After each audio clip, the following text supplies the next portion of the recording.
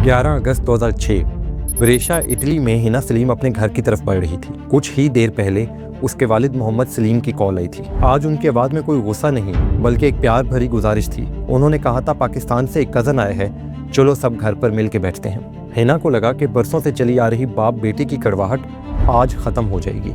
इसी उम्मीद के साथ वो घर के दरवाजे पर पहुंची, लेकिन उसे बिल्कुल अंदाज़ा नहीं था कि उस दरवाजे के पीछे उसकी मौत का रास्ता था।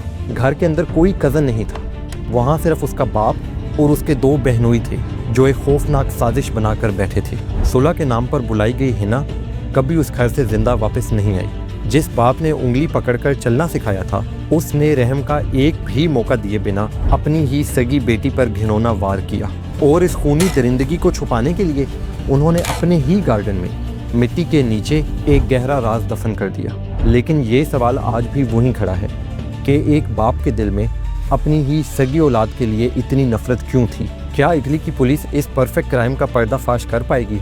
और सबसे खतरनाक बात, हिना की मां का वो क्या बयान था जिसने पूरे इटली को शॉक कर दिया। चलें जानते हैं आज की स्टोरी में। इस केस की जड़ तक जाने के लिए हमें थोड़ा पीछे जाना होगा। साल 1996। हिना के फादर मोहम्मद सलीम अपने बेहतर मुस्तकबिल के लिए पाकिस्तान के गुजरात से इटली आए थे। हिना उस वक्त सिर्फ 11 साल की एक छोटी सी बच्ची थी। पाकिस्तानी कपड़े पहनती थी और आंखों में एक नई दुनिया का डर था। लेकिन बचपन में इंसान जो दुनिया देखता है वही उसकी दुनिया बन जाती है, और इटली हिना की दुनिया बन रहा था। स्कूल में उसने इटालियन सीखी, पहले टूटी फूटी फिर रवानी से। उसने देखा कि उसकी क्लासमेट्स जीन्स पहनती हैं, खुलकर बोलती हैं और अपनी दोस्तों के साथ शॉपिंग पर जाती हैं, वो भी बिना किसी से पूछे। वो सब चीज़ें जो हिना के लिए सपना थी, उनके लिए आम जिंदगी थी। लेकिन घर आते ही वो दुनिया बदल जाती थी। एक ही शहर में, इनफैक्ट एक ही घर में 2 दुनिया थी। बाहर इटली था और अंदर पाकिस्तान। जैसे जैसे हिना बड़ी होती गई, घर की दीवारें उसे तंग लगने लगीं। पहले छोटी छोटी बातें थीं, जैसे दुपट्टा ना लेना, इटालियन फ्रेंड्स के घर जाना और देर से लौटना। मोहम्मद सलीम को ये सब नागवार था। उनकी नज़र में हर एक नया कदम एक नया जुर्म था, और फिर उन्होंने तय कर लिया कि हिना की शादी पाकिस्तान में ख़ानदान के एक लड़के से करनी है। ये उनके ख़ानदान का एक पुराना रिवाज था, बेटी को घर की इज्जत समझो और एक महफूज जगह ब्याह दो। लेकिन हिना ने साफ इनकार कर दिया। ये पहला वो लम्हा था जब बाप बेटी के बीच की खामोशी टूट गई और एक खुल्लम खुल्ला टक्कर शुरू हुई। अपने पाँव पर खड़े होने के लिए उसने एक लोकल पिज़्ज़ा शॉप पे नौकरी शुरू कर दी। एक पड़ोसी ने बाद में पुलिस को बताया, वो बहुत खूबसूरत थी, इटालियन लड़कियों जैसी जीन्स और टॉप पहनती और इटालियन भी बहुत अच्छी बोलती थी, बिल्कुल उन्हीं जैसी लगती थी। यही सलीम को कबूल नहीं था। बेटी इटालियन हो गई थी, और फिर इसी पिज़्ज़ा पार्लर में उसकी मुलाकात एक इटालियन लड़के बेपे से हुई। आहिस्ता आहिस्ता दोस्ती मोहब्बत में बदलने लगी, और फिर 19 साल की हिना ने वो कदम उठाया जिसने शकील की सब्र को तोड़ दिया। वो घर छोड़कर बेपे के साथ रहने लगी। सिगरेट पीना, वेस्टर्न कपड़े पहनना, नॉन मुस्लिम बॉयफ्रेंड और अब घर छोड़ देना, ये मोहम्मद सलीम के लिए सिर्फ बगावत नहीं थी, ये उनकी गैरत पर एक दाग था जो पूरी फैमिली के सामने बोल रहा था कि उनकी बेटी हाथ से निकल गई। 11 अगस्त 2006 फ्राइडे का दिन था। इटली में स्कूल की छुट्टियां थी, ठंडी हवा चल रही थी और सुकून का माहौल था। लेकिन एक घर था जिसमें कुछ और ही तैयारी हो रही थी। दोपहर को सलीम ने हिना को फ़ोन किया। आवाज़ में कोई सख्ती नहीं थी, बिल्कुल नॉर्मल, बिल्कुल प्यार भरी। बेटा, पाकिस्तान से एक कज़न आया है, घर आ जाओ, सब मिलकर बैठते हैं। हिना को क्या पता था कि ये उस बाप की आवाज़ थी जिसने उसके लिए कब्र खोद रखी थी। हिना ने अपने बॉयफ्रेंड बेपे को बोला, मैं बस थोड़ी देर में वापस आऊँगी। ये हिना के वो आखिरी अल्फाज थे जो बेपे ने सुने थे।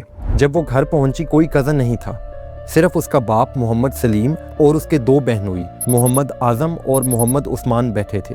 3 मर्द और कोई औरत नहीं। पूरे घर में कोई औरत नहीं थी। क्यों?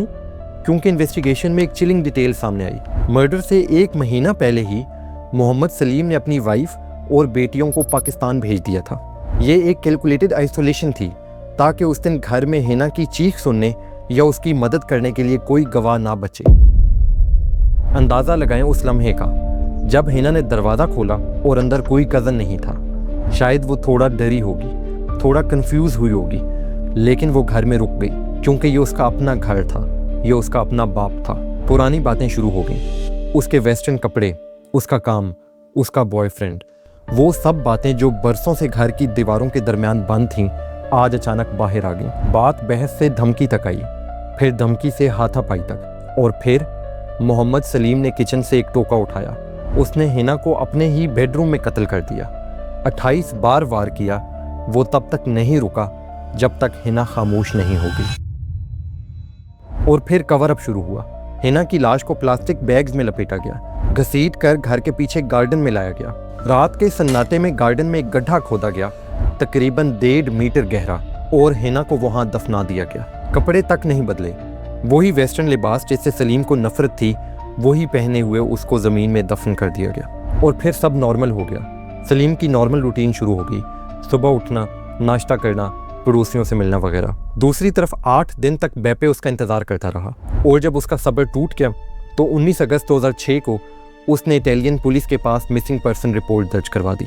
जब इटालियन पुलिस मोहम्मद सलीम के दरवाजे पर दस्तक देती है तो उनका सामना एक ऐसे शख्स से होता है जिसके चेहरे पर कोई नदामत नहीं थी। सलीम ने झूठ बोला कि हिना पाकिस्तान चली गई है, लेकिन जब पुलिस ने फ्लाइट टिकट्स और ट्रैवल डिटेल्स मांगी तो उसके पास कोई जवाब नहीं था। घर के अंदर बाकी लोगों के चेहरों पर एक अजीब सी दहशत थी जिसने पुलिस के शक को यकीन में बदल दिया। इस केस का सबसे बड़ा टर्निंग पॉइंट तब आया जब एक ऑफिसर की नज़र गार्डन के उस हिस्से पर पड़ी जहां मिट्टी अभी ताज़ा खुदी हुई लग रही थी। पुलिस ने खुदाई शुरू की और ज़मीन के नीचे 1.5 मीटर की गहराई में हिना की लाश मिली, जो उसी टोके के जख्मों से भरी हुई थी। सलीम का वो परफेक्ट मर्डर अब पूरी तरह फाश हो चुका था। बरेशा की कोर्ट में जब मोहम्मद सलीम को पेश किया गया तो हवा में एक भारी तनाव था। ये अब सिर्फ बाप बेटी का कत्ल नहीं रहा था, पूरा इटली इसे आज़ाद सोच और रस्मों रवाज की टक्कर के रूप में देख रहा था।